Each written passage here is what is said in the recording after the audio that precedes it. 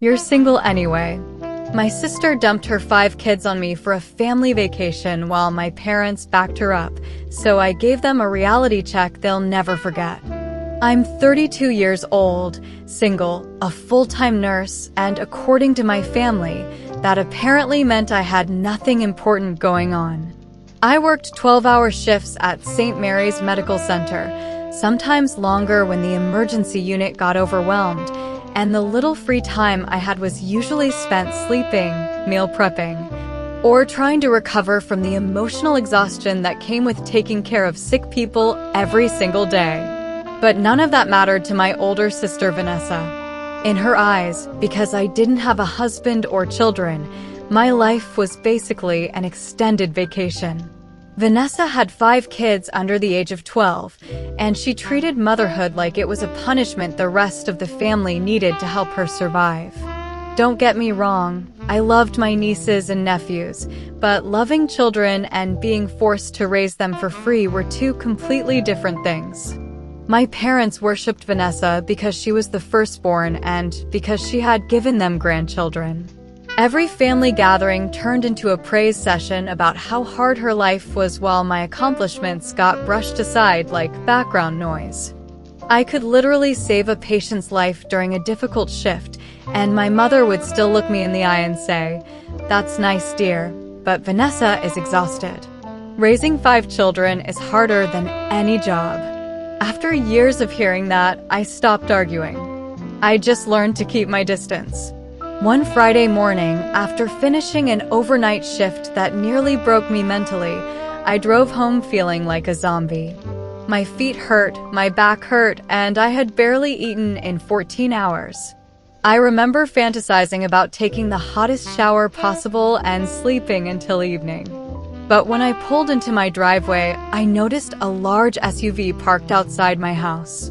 The moment I stepped out of my car, I heard screaming, laughing, and something that sounded suspiciously like glass breaking.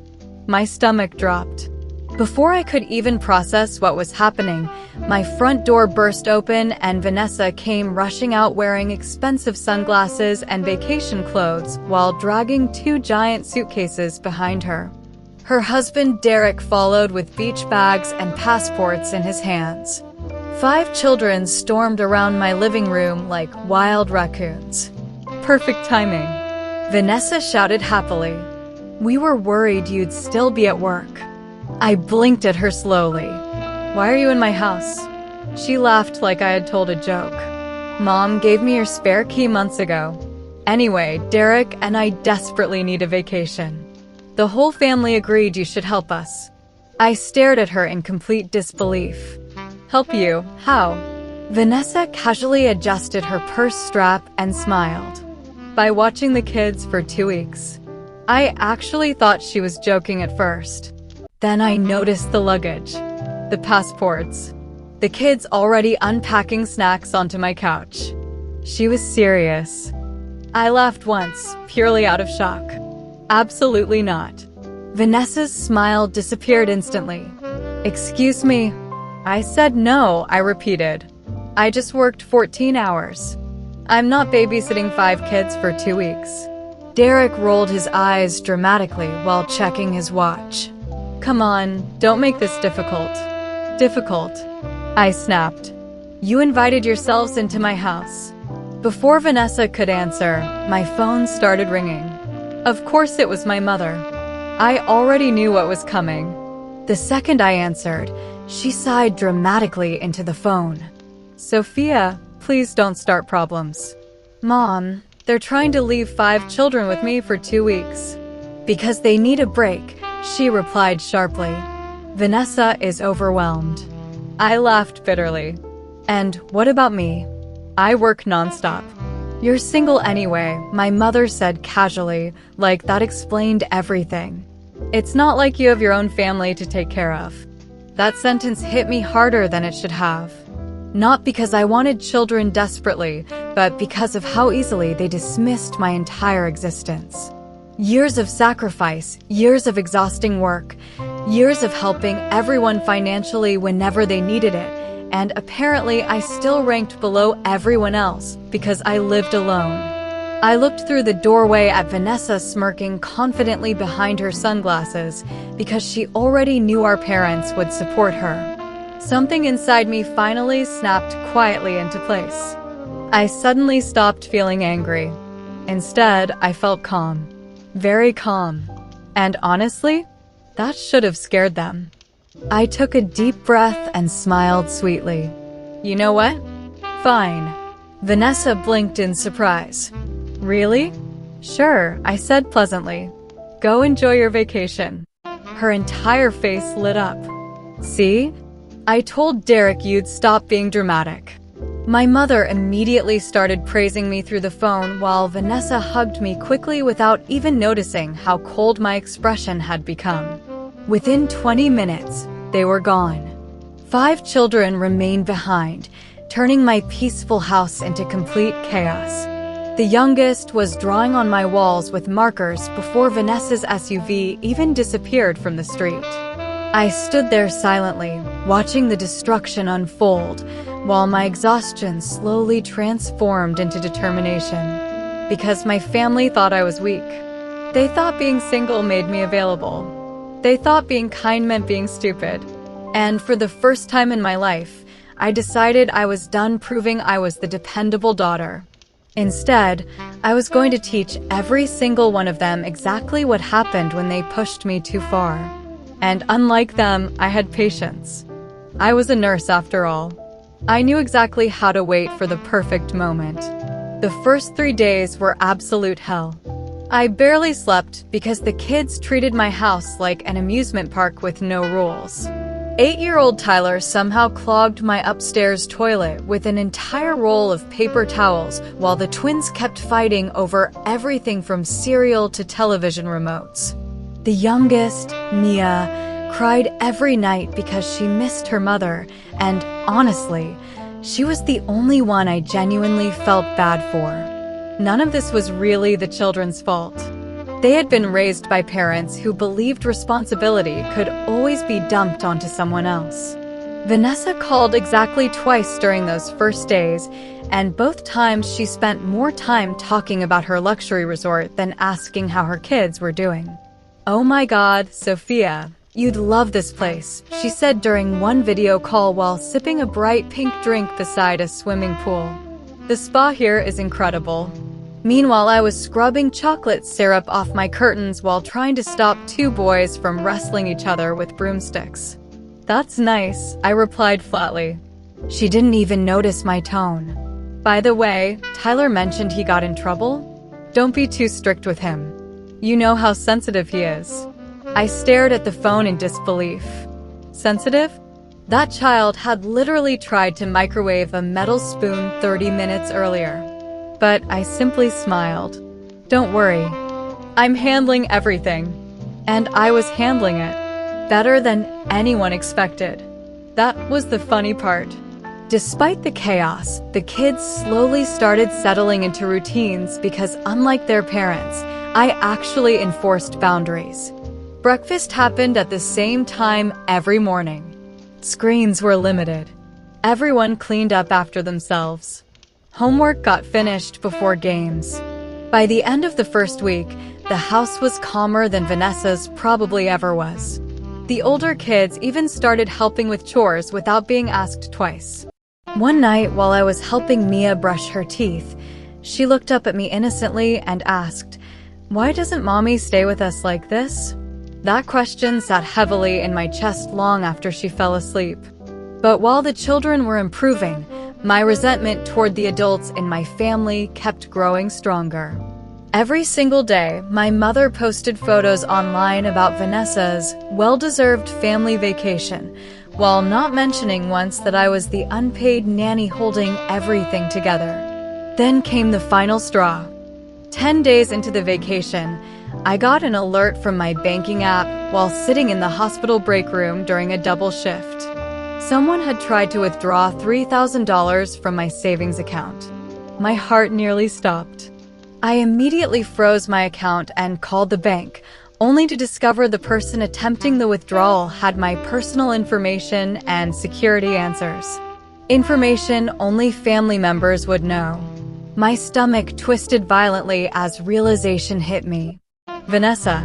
The second I got home that night, I searched through my office drawer where I kept important documents and instantly noticed things had been moved. Someone had clearly gone through them. I called Vanessa immediately. She answered, sounding annoyed. Sophia, can this wait? We're about to go snorkeling. Did you try to access my bank account? Silence. Then an irritated sigh. Oh my God, are you seriously overreacting about that? My blood ran cold. You did. Relax, she snapped. We just needed to borrow some money. Derek's card got temporarily locked. I couldn't even speak for a second. You tried to steal $3,000 from me. Borrow, she corrected smugly.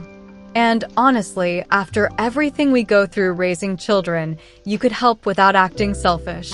I actually laughed. Not because it was funny, but because I finally understood something important. These people genuinely believed they were entitled to my life.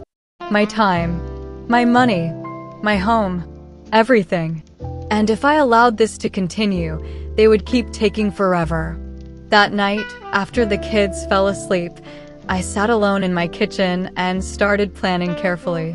Not emotional revenge. Precise revenge. The kind that would force them to confront exactly who they were. First, I contacted my lawyer friend Nina and explained everything, including the attempted bank fraud. Nina was horrified. Sophia, this is criminal. I know, I said calmly, but I don't want them arrested. Then what do you want? I stared toward the hallway where the children slept peacefully. I want them humbled.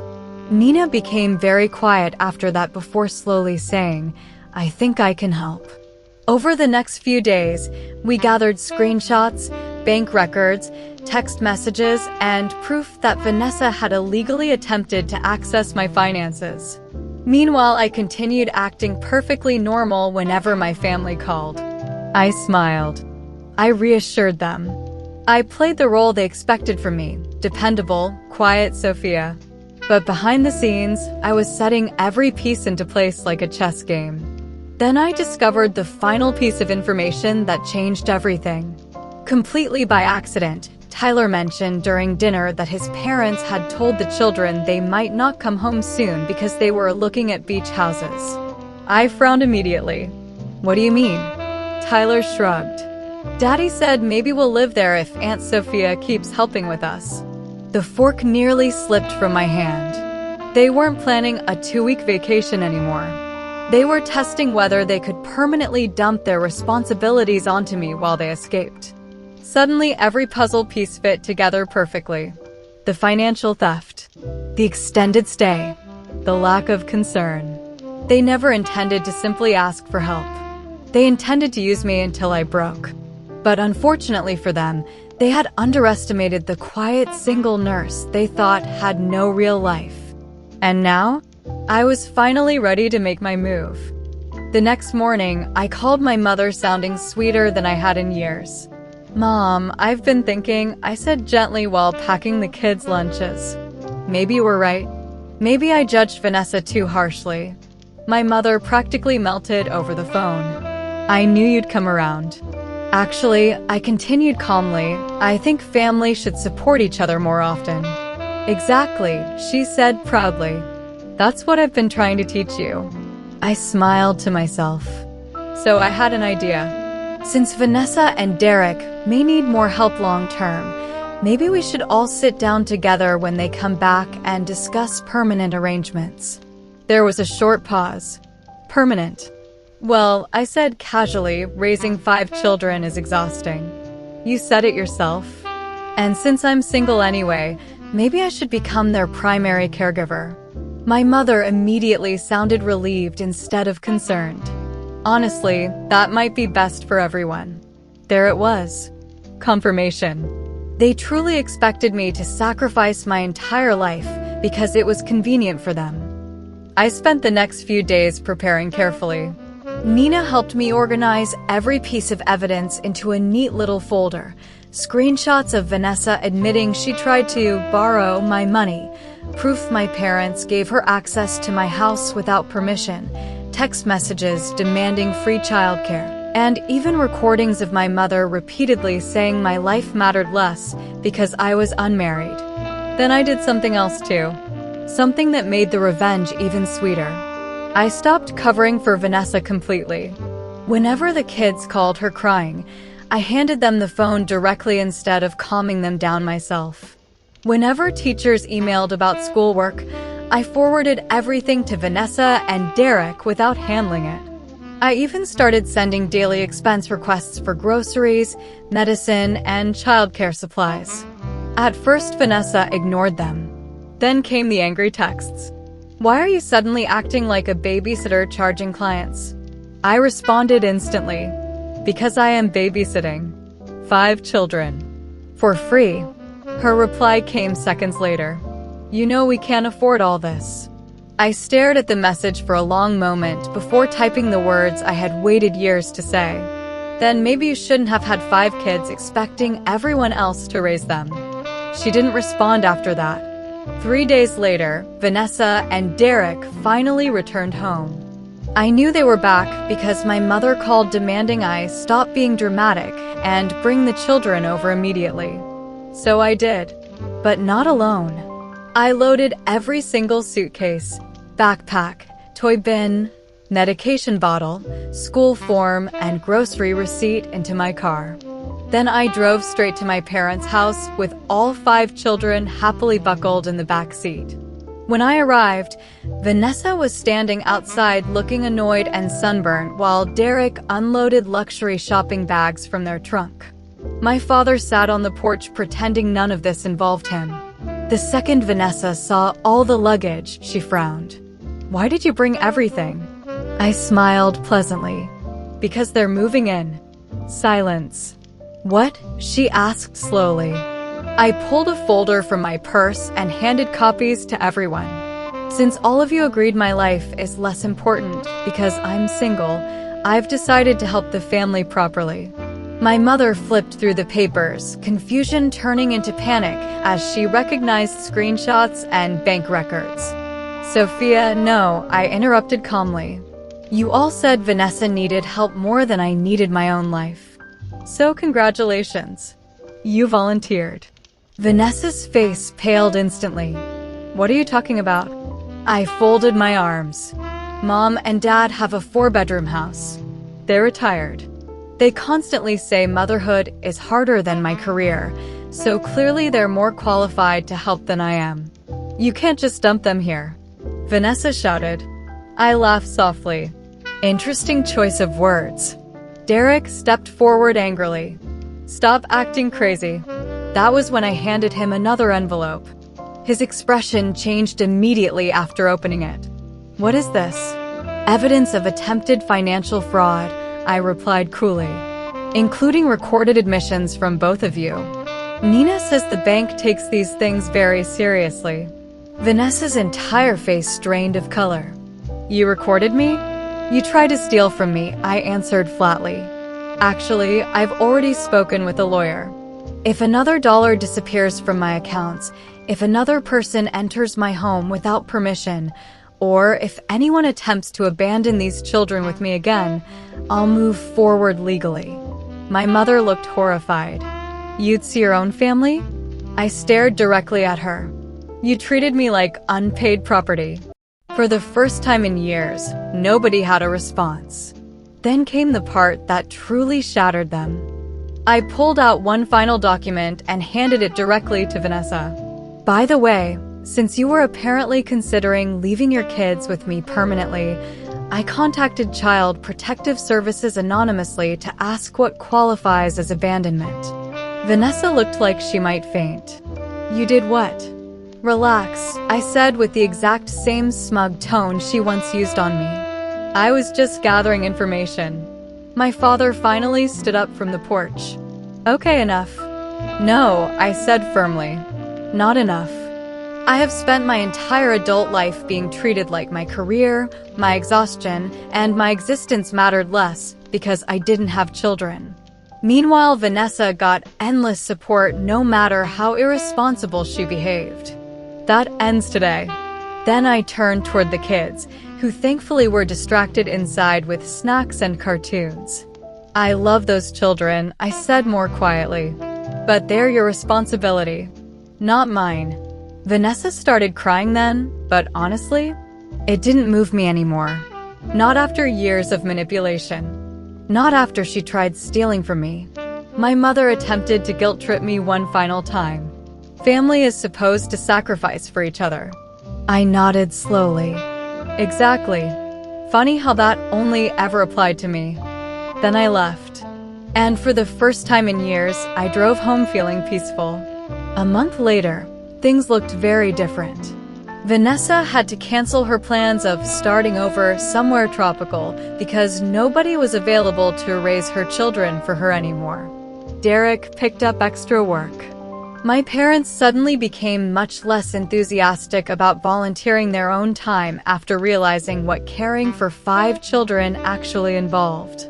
Meanwhile, I changed my locks, tightened my finances, and finally started living for myself again. The funniest part? My family now treated me with careful respect. Because they finally understood something important. Being quiet does not mean being weak. And the dependable person everyone takes for granted usually knows exactly where all the cracks are hiding. Please don't forget to like and subscribe to watch more stories from my channel, and as always, stay happy and safe.